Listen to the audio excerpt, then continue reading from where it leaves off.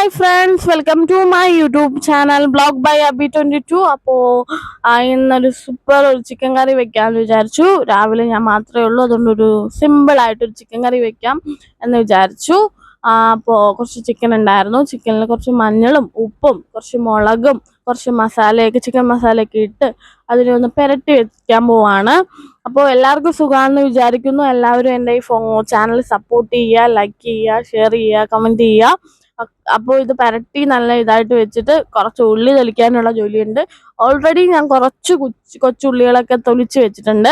അപ്പോൾ കുറച്ച് സവാളയും കുറച്ച് വെളുത്തുള്ളിയും ഇഞ്ചിയൊക്കെ നല്ല വൃത്തിയായിട്ട് തൊലിച്ച് വാഷ് ചെയ്ത് നമുക്ക് ചിക്കൻ ഉണ്ടാക്കാം. അപ്പോൾ ഓൾറെഡി ഞാൻ രാവിലെ എണീച്ച മുഖം ഉറക്കപ്പിച്ച്. അപ്പോൾ ചിക്കൻ ഭയങ്കരമായിട്ട് കൊതിയൊന്നുമില്ല, പക്ഷെ വല്ലപ്പോഴും ഒക്കെ ചിക്കൻ കഴിക്കാം. നല്ലതല്ലേ, പ്രോട്ടീൻ അല്ലേ, പ്രോട്ടീൻ. അപ്പോൾ സവാളയൊക്കെ തൊലിച്ച് രാവിലെ ഒറ്റയ്ക്കായതുകൊണ്ട് എല്ലാ ജോലിയും ഞാൻ തന്നെ ചെയ്യണമെന്നുള്ളൊരു വിഷമം എനിക്കുണ്ടായിരുന്നു. പക്ഷെ എന്നാലും എനിക്ക് ചിക്കൻ കറി കിട്ടുമല്ലോ എന്നോർത്തൊരു സന്തോഷം ഉണ്ടായിരുന്നു.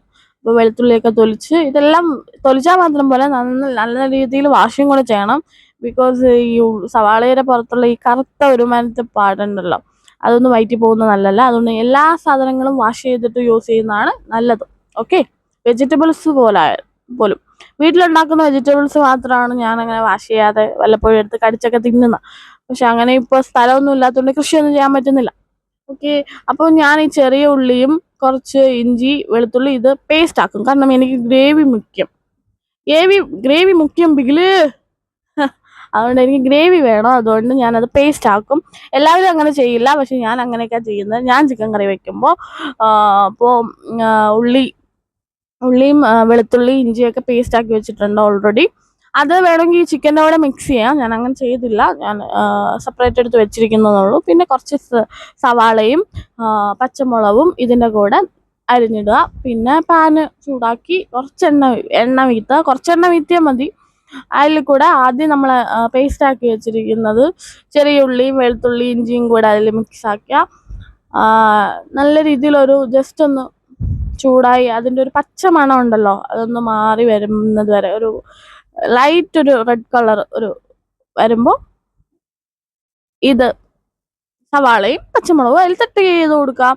ഓൾറെഡി ഞാൻ ഉപ്പ് ഇട്ടിട്ടുണ്ടായിരുന്നു, അത് വീഡിയോയിൽ എടുക്കാൻ പറ്റിയില്ല. ഓൾറെഡി ഉപ്പിട്ടു.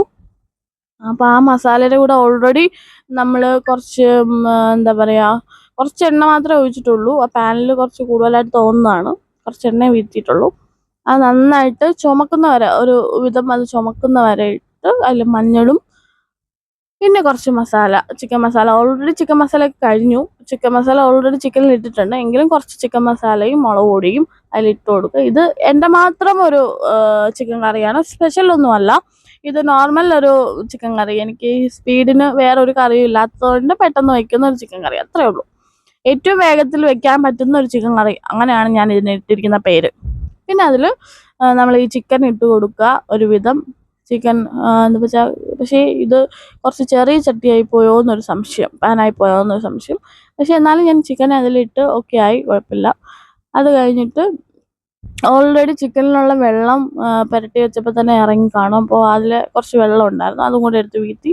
പെട്ടെന്ന് വെച്ചെന്ന് വെച്ചാൽ ടേസ്റ്റിന് ഒരു കുറവുമില്ല, അടിപൊളി ചിക്കൻ കറി ആയിരുന്നു. അപ്പോൾ വീട്ടിലൊറ്റയ്ക്കൊക്കെ ഉള്ള സമയത്ത് ചിക്കൻ കറി ട്രൈ ചെയ്യുമ്പോൾ ഇങ്ങനെ സിമ്പിളായിട്ട് ട്രൈ ചെയ്താൽ നല്ല ടേസ്റ്റ് ആയിരിക്കും. പിന്നെ കുറച്ച് സ്പൈസിയാണ് ഇന്ന് ഞാൻ ഉണ്ടാക്കിയത്, പക്ഷെ ടേസ്റ്റ് അടിപൊളി അൾട്ടിമേറ്റ് ടേസ്റ്റ് ആയിരുന്നു. അപ്പോൾ ഇഷ്ടമുള്ളവർ ട്രൈ ചെയ്യുക. ഇത്രയേ ഉള്ളൂ. Thank you for watching my YouTube channel. Thank you so much. എല്ലാവരും എന്നെ സപ്പോർട്ട് ചെയ്യുക, ഫോളോ ചെയ്യുക. Thank you so much. I love you all. Thank you.